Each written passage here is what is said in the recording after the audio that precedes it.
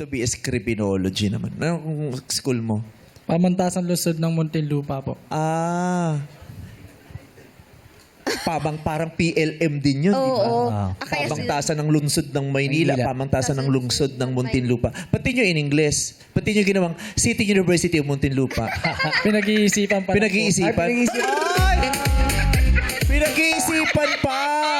Diyos, sa kanila, pinalitan agad eh. Agad na eh, oo Kasi eh. may backer kayo na eh. Baka wala silang backer. Pinag-iisip. At ikaw talaga nag-iisip. Ikaw magdi-decide, no? Sino magdi-decide? Yung ano po, administration po. Kala ko yung backer niya. Sa PN mo. Yung backer niya magdi-decide. Oh. Bakit gusto mo magpulis? Gusto mo o sinabi ng tatay mo? Gusto ko rin po tumulong sa, ano po, sa community. Sa community.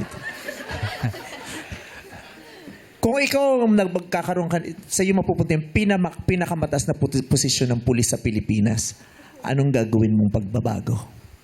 Tatanggalin yung mga korap, may vice. Wow. Wait lang You can go now. Pasensya. Sabihin mo sa backer mo, di ka nakanalo. Ano yung may mga backer? Sibat na rin yan. Pasensya na. Pasensya na. Ayaw ulo. Sabihin mo, paano maaalisin to? Paano? Pre, wag nang sapilitan. Alam mo yan. Alam mo na yan. Sige na. Malinaw na. Pag-usapan na. Baka wag na nating paabutin pati sa ano. Physical. Oo, ganda. At least mulat ka, no? Alam mong may korupsyon na nagaganap sa paligid natin, ano? Yes po. Ganun talaga. It's very saddening. Everything that is happening around us in the Philippines is really saddening because at this point we are now living in a land where the law no longer protects us, where equality and justice only prevails to those who are associated with power. Yes. Galing.